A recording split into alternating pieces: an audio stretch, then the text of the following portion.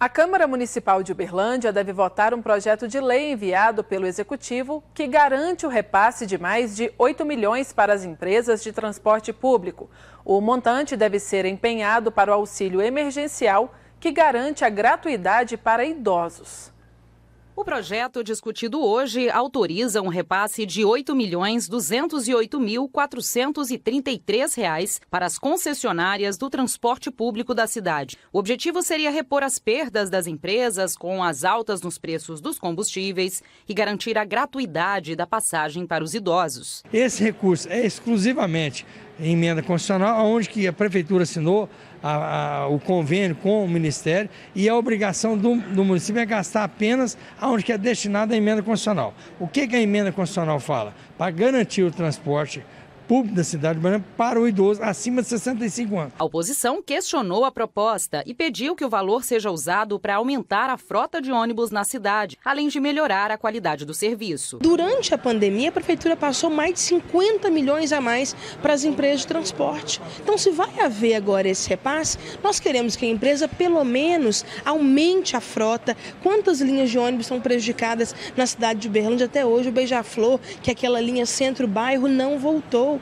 E nós queremos que aumente, inclusive, a questão da gratuidade para os idosos. Aqui não se fala em renovação de frota ou aumentar a linha, aumentar o horário, não tem nada disso. A emenda constitucional fala exclusivamente que esse recurso é para gastar com o idoso. Agora, o que compete ao município, a fiscalização, e a fiscalização está sendo feita, é para que as empresas mantenham o transporte coletivo em estado perfeito. Também nesta terça-feira chegou à casa um projeto de lei que altera a lei orgânica do município. A proposta foi enviada pelo governo e propõe uma reforma na previdência dos servidores públicos municipais. Primeiro é garantir que o instituto é do servidor.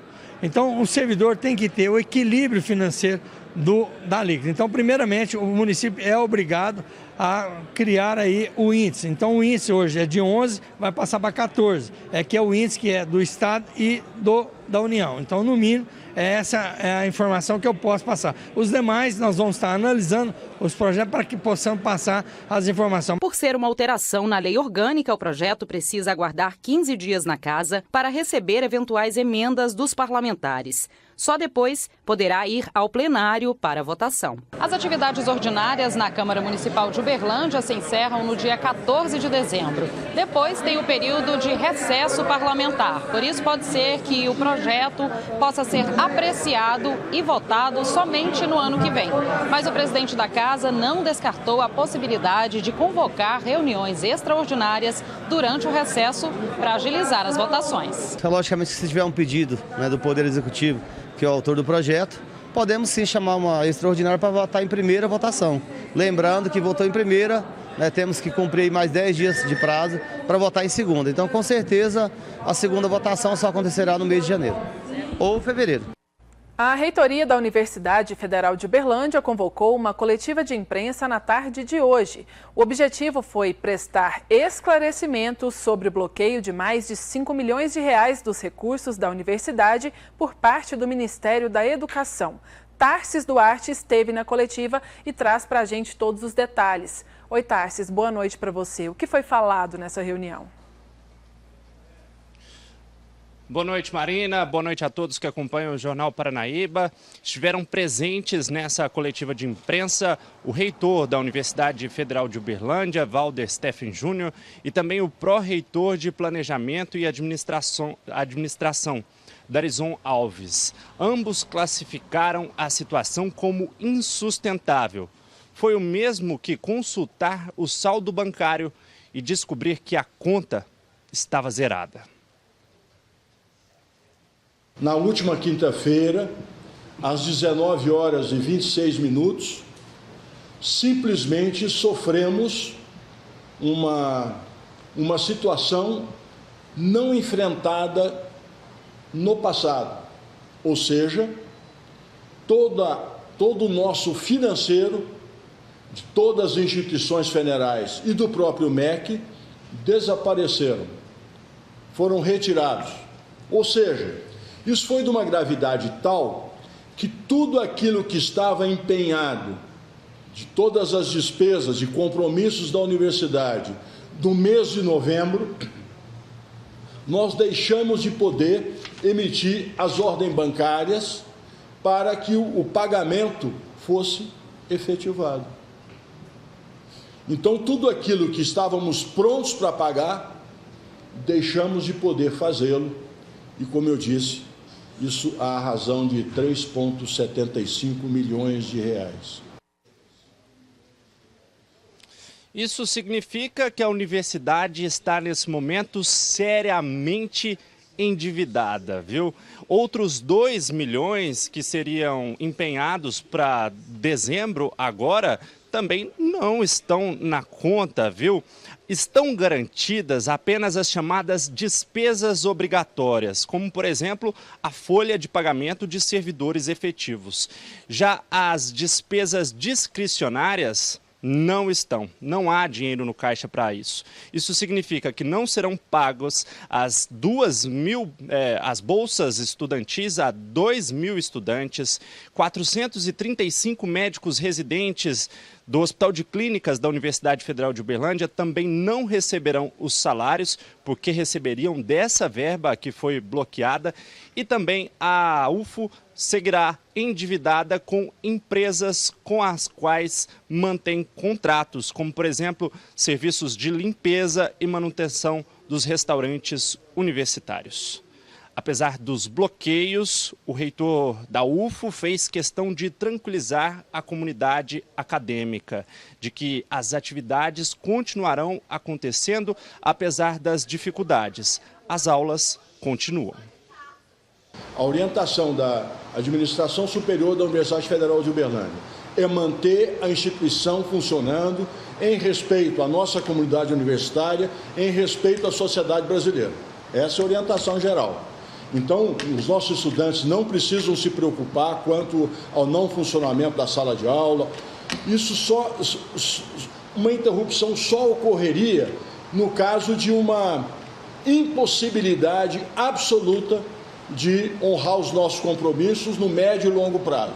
O que a gente espera, obviamente, ninguém imagina que isso vá acontecer.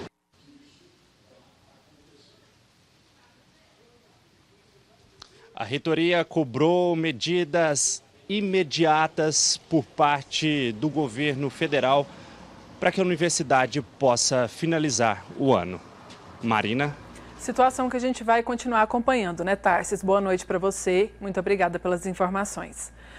E amanhã o mutirão de emprego terá 500 vagas disponibilizadas por meio do Cine. O evento será no Centro de Referência de Assistência Social Tutunas, das 8 às 11 da manhã. Para retirar a carta de encaminhamento para a entrevista de emprego, o candidato tem que levar o currículo, a carteira de trabalho, o RG e também o CPF. Quem não tiver currículo vai receber a ajuda do Cine para confeccioná-lo na hora.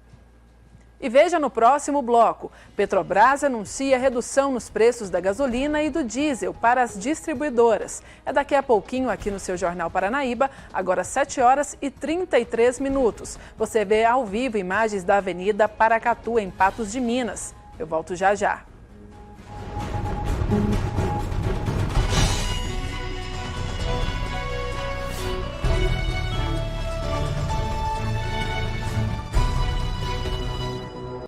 A Petrobras anunciou hoje nova redução nos preços da gasolina e do litro do diesel para as distribuidoras. As informações ao vivo com a repórter Carolina Barros.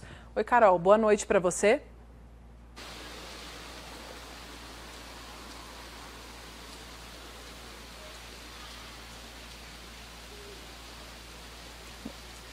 Nós perdemos o contato com a Carol, daqui a pouquinho a gente chama ela. E agora a gente fala sobre a campanha de vacinação contra a poliomielite. Ela foi prorrogada 2 vezes em 2022, mas ainda não atingiu a meta de 95% preconizada pelo Ministério da Saúde. O secretário de Estado de Saúde, Fábio Baccheretti, faz um alerta para que os pais fiquem bem atentos à imunização dos filhos. Poliomielite já está melhorando a vacinação, estamos próximo da nossa meta, mas ainda temos muita vacina para dar. Então, estou aqui para lembrar pais, responsáveis, avós, vamos levar as crianças ao posto de saúde, vão conferir a caderneta de vacinação, provavelmente deve ter alguma coisa lá que está em atraso. Então, nós temos vacina de poliomielite, de meningite, a tríplice viral, tríplice bacteriana, várias vacinas além da Covid, né? Nós temos que lembrar que a Covid faz parte também do nosso Programa Nacional de Imunização e a gente tem que estar com isso em dia. Não podemos deixar doenças já erradicadas voltar aqui para o Brasil, aqui para Minas Gerais. Então, nós temos que estar preparados e a melhor prevenção é a vacina. Ela está disponível em qualquer posto de saúde. Cerca de 20% da população mineira ainda precisa ser recenseada, segundo o IBGE. Quem tem os detalhes é a repórter Ana Paula Lemos. Ana, boa noite para você. Boa noite a você também, Marina, e a todos que assistem ao Jornal Paranaíba. Este é o 4º balanço divulgado pelo Instituto Brasileiro de Geografia e Estatística, o IBGE, da coleta do Censo Demográfico de 2022. De acordo com o levantamento, em Minas, 80,43% da população foi recenseada. E o número mostra um crescimento de 8% desde o último balanço, divulgado em 18 de novembro. Minas é o 13º colocado na lista do ranking nacional. Na região sudeste, o estado lidera a estatística. A pesquisa começou em 1º de agosto e o IBGE alerta para o alto número de residências que vem recusando responder à pesquisa, cerca de 2,59% até aqui. O Instituto lembra que os recenseadores estarão sempre uniformizados com o colete do IBGE, o boné do censo e também o crachá de identificação. Além disso, é possível confirmar a identidade do agente do IBGE através do site, respondendo ao IBGE ou pelo telefone. O telefone que é 0800 721 8181. Eu volto com você aí no estúdio, Marina. Obrigada, Ana, pelas informações. Boa noite para você. E veja como fica a previsão do tempo para amanhã em Uberlândia e região, com Amanda Souza. Olá, muito boa noite, Marina. Boa noite a todos que nos acompanham. O tempo continua instável, ainda tem previsão de chuva nesses próximos dias. A imagem de satélite mostra o avanço de uma nova frente fria pelo centro-sul do Brasil, que mantém o tempo instável e a formação das nuvens carregadas. Para amanhã, quarta-feira, tem previsão de chuva em todo o estado de Minas Gerais. Inclusive no Triângulo Mineiro e Alto Paranaíba, um dia de alertas na região. A expectativa é de chuva forte, acompanhada por trovoadas, ventos, até eventual queda de granizo por conta da combinação entre calor e umidade. E a chuva também pode ser volumosa em alguns momentos do dia, não se descartando o risco de transtornos, como pontos de alagamento. Com relação às temperaturas, o dia deve começar com 18 graus em Patrocínio. No período da tarde, a máxima pode alcançar os 25 graus em Araxá, mas faz mais calor em áreas do extremo oeste da região, na região de Campina Verde. Altas temperaturas ainda. E principalmente nessas áreas, por conta do maior calor, não se descarta o risco de chuva forte.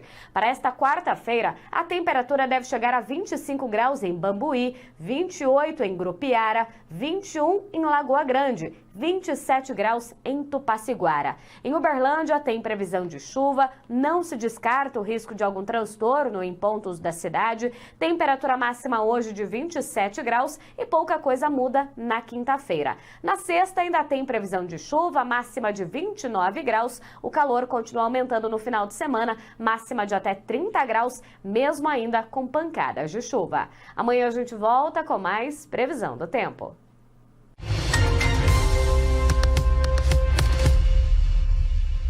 Em Patos de Minas, a Polícia Civil deflagrou mais uma fase da Operação Covardes, denominada como Quinto Mandamento. As autoridades investigam um tribunal do crime que foi frustrado pela Polícia Militar, onde um homem foi encontrado amarrado em uma cadeira e estava sendo torturado. Mais um homicídio foi registrado em Araguari. A vítima foi baleada na porta de casa por 2 homens. A dupla fugiu em uma caminhonete e foi encontrada em Itumbiara, Goiás. Eles confessaram o crime e disseram que a motivação seria por vingança, uma vez que a vítima teria ameaçado o genro de um deles. Um ciclista foi atingido por um caminhão em Carmo do Paranaíba. O homem estava inconsciente com suspeita de traumatismo craniano. O caminhoneiro fez o teste do bafômetro, que não acusou que teria ingerido bebida alcoólica.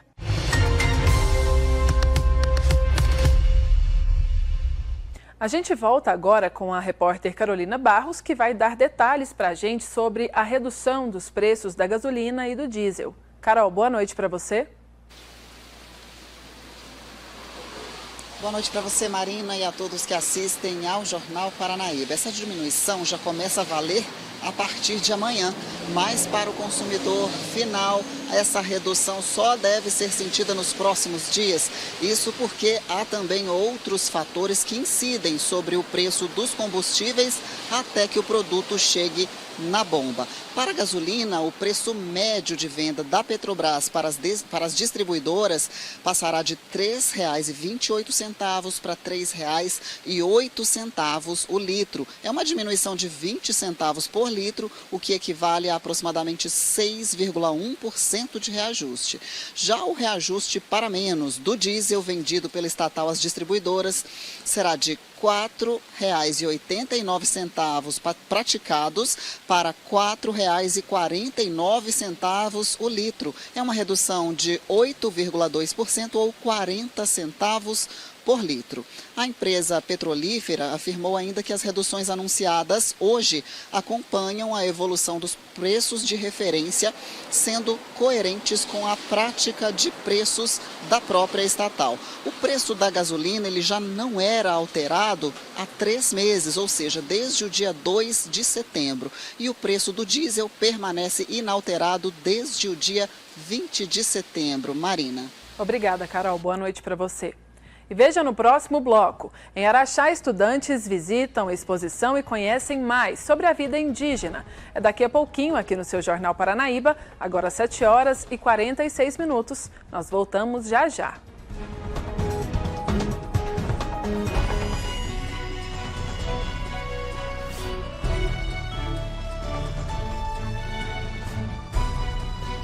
Prepare o bolso. O IPVA 2023 vai ficar 10% mais caro em média. E o motivo não está na mudança da alíquota cobrada pelos governos estaduais, mas na hipervalorização dos carros usados e seminovos. Em uma situação normal, o tributo sobre o veículo ficaria mais barato de ano para ano, devido à desvalorização do usado. Mas durante a pandemia, os usados valorizaram. O cenário neste ano é um pouco diferente. A valorização sobre o carro seminovo e usado está mais baixa, só que ainda fará o proprietário pagar o imposto mais caro. Um olhar atento e curioso aos povos nativos. Uma exposição em Araxá recebe alunos de escolas públicas e dão a oportunidade de aprender sobre a vida e a cultura indígena. Olhinhos atentos e concentração total para não perder nenhum detalhe. Aos poucos, a garotada foi lotando a exposição e conhecendo um pouco mais dos bancos indígenas do Brasil. Ele é o mais velho, geralmente.